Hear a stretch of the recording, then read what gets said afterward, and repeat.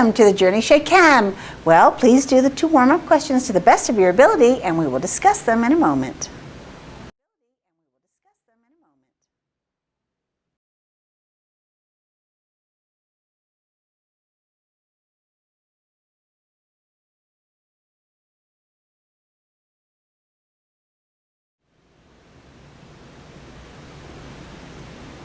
Number 1 asks how we would prepare a solution of a specific concentration and a very specific volume. Now, when I'm asked that kind of question, students often say, well, what does that mean? Well, it means that I need to know what mass I will need to weigh out on the scale to add to that volume of the solution I'm making. And right here I have what is called a volumetric flask. And on this volumetric flask we have a little line here. And this line, if I fill this flask up to the line with the bottom of the meniscus being on this line, then I have exactly that volume. And this is a 1,000 milliliter volumetric flask.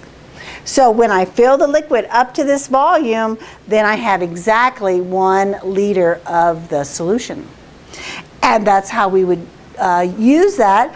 We need to know what mass in grams to put into that flask, and then we add the volume to 1 liter. Now, when I have a 0.10 molar, I must first define what that means. Well, it means that I have 0.10 moles of the solute for every 1 liter of the solution. Now, I need to know how many moles that would be in 0.25 liters, because 250 milliliters, I change to liters. And there are 1,000 milliliters in 1 liter, and therefore I get 0.25 liters. When I solve this and cross multiply, then I'm going to come out that X is equal to 0.025, and I'm going to add 2 more zeros because I want 4 significant places after the decimal within a calculation. And that is the moles of my calcium permanganate. Now, I cannot weigh moles on a scale. There's no such thing as a scale that weighs moles, and therefore I must change my moles back to grams. In order to do that, I have to get the atomic mass units, or the grams per mole, or the AMU of the calcium permanganate. Well, calcium, is 40.1 AMU from the periodic chart. There are 2 manganese, and each manganese has a mass of 54.9. And there are 8 oxygens, which is 8 times 16.0. And you'll recall, I always write these out again. I have 40.1 and 109.8 and 128. And when I add that up, I get 277.9 grams per mole. And that is my conversion factor. I am going to erase this, but I'll remember that this is my AMU. So I want to change my moles back to grams. I have 0.025 moles of my calcium permanganate, and I'm going to change it to mass. And 1 mole of calcium permanganate has a mass of 277.9 grams calcium permanganate. This is just a conversion factor. And when I solve it mathematically, I get 6.9475. Cut it off after that. And I go back to my original problem, and I want 2 significant digits in my answer, and therefore it is 6.9 grams of calcium permanganate that I will add to a volumetric flask that measures a total volume of 250 milliliters. But I need to know the mass of the calcium permanganate to weigh out, to add, to make that solution. And that's how you do number 1.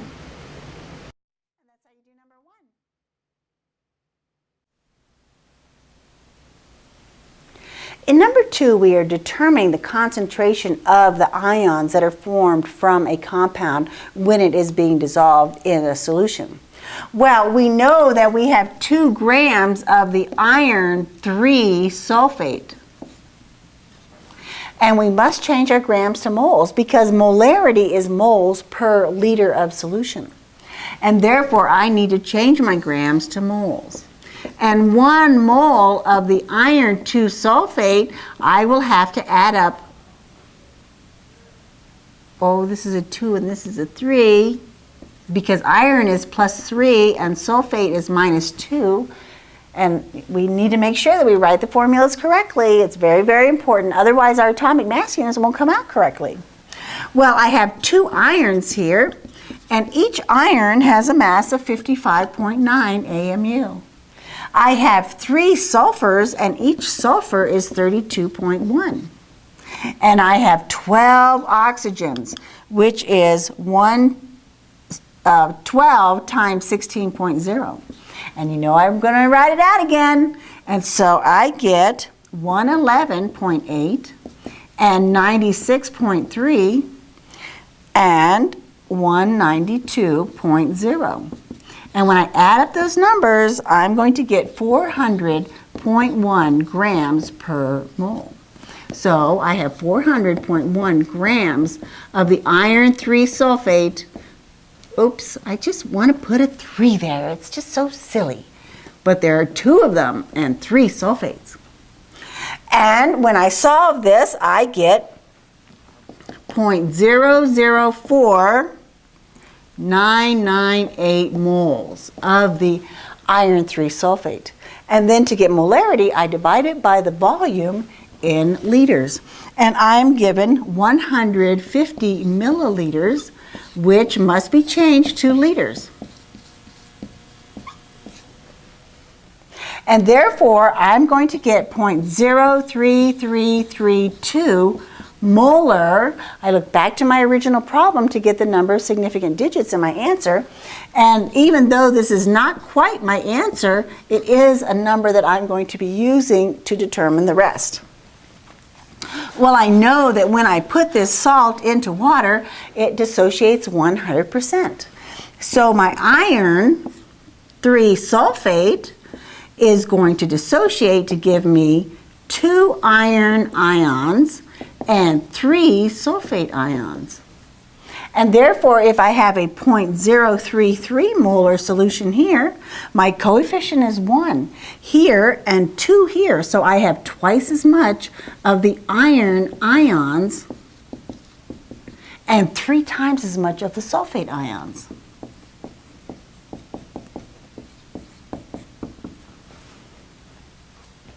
And that's how you do number 2.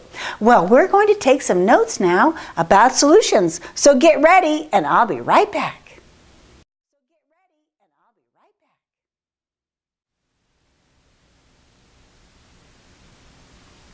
There are 2 favorable conditions for a solution to occur. And the first of those 2 conditions is we want enthalpy, which is heat, and we've talked about that before. The delta H is the enthalpy or heat. We want it to be negative. We want an exothermic reaction is one of the favorable conditions. The second favorable condition is a new term for you. It is entropy. And entropy is disorder. And everything in the universe is heading towards more and more entropy. You clean up your room, it's all neat and tidy, and 2 seconds later it's a wreck. Well, that's because everything is tending towards disorder. Well, we have a symbol for entropy, and it is S. And we want the change in the entropy to be positive. We want to increase the disorder. And that's what happens when I add table salt to water. It's going to break up into its particles. We get sodium ions and chloride ions. Therefore, from 1 crystal, we get 2, and that's more disordered. Now, we also have a term that we use, or a little phrase that helps us remember, and it is like dissolves like. What this means is that a nonpolar solvent will dissolve a nonpolar solute. A polar solvent will dissolve a polar solute. That is why sodium chloride, which is very polar, it's ionic, it's composed of charged particles, it's very polar, we learned that. And water is also a polar molecule. It is a dipole, and therefore water will dissolve the sodium chloride. And like dissolves like, a polar solvent will dissolve a polar solute, a nonpolar solvent will dissolve a nonpolar solute. And that's why gasoline and water do not mix. Gasoline is nonpolar and water is polar. That's one that most of us know. And also, I don't know if you ever do laundry at home and you go to your dryer and you clean out the dryer vent and you see all that lint in there. Well, if you take a little piece of that lint, you can easily get the rest of the lint out. Like dissolves like. And now I want to talk to you about Henry's Law. Henry's Law.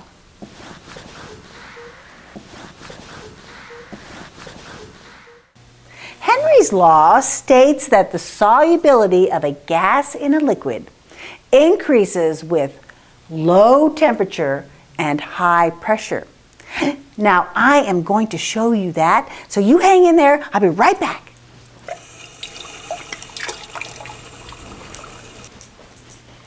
Now, you see all the air bubbles in this water.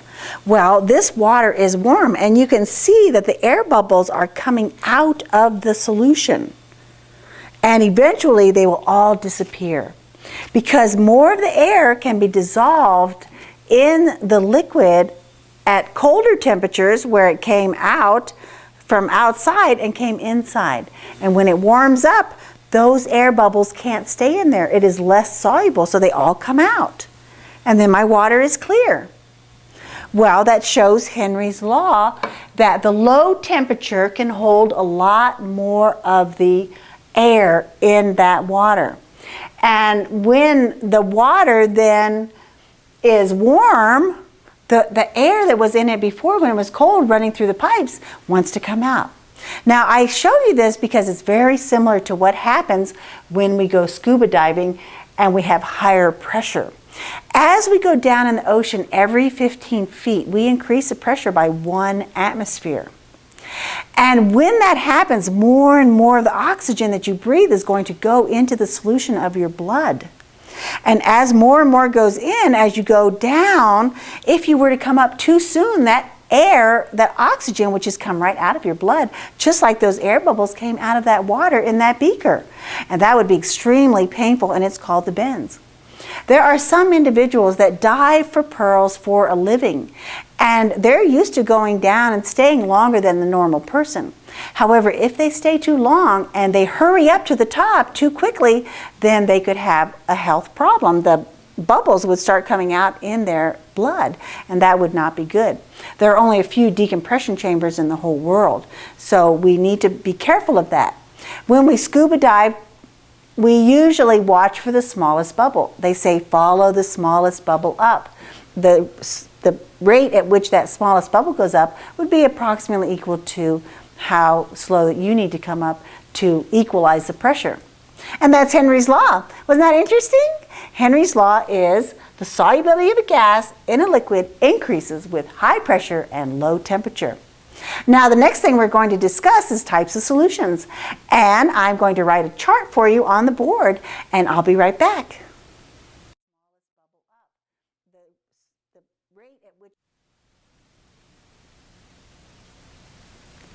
Here we have a very interesting chart. We have the state of the solution, the solvent, and the solute. Now, it's very important on assessments to read the question and make sure that when you're looking at what is being dissolved in what, that you have this as the solvent. Now, it's not necessarily going to be the first one. It's very important that you read the question, and we've learned all about that so far. Well, we have 3 possible states where we have gases, and we have a gas dissolved in a gas, the solvent being the gas and a gas dissolved in it. We may have a liquid dissolved in the gas. We may have a solid dissolved in the gas. Then we also have 3 for a liquid, where we have a gas dissolved in a liquid, a liquid dissolved in a liquid, a solid dissolved in a liquid. Then we have 3 for the solid: a gas dissolved in a solid, a liquid dissolved in a solid, and a solid dissolved in a solid. Those are the possibilities that we have for different types of solution. Now remember that solutions have to be homogeneous. They are uniform throughout, and we don't distinguish one area. It looks exactly the same as another area. And you might go back to topic earlier on in the first quarter and review what solutions are. Now, an example of a gas dissolved in a gas would be the atmosphere, the air.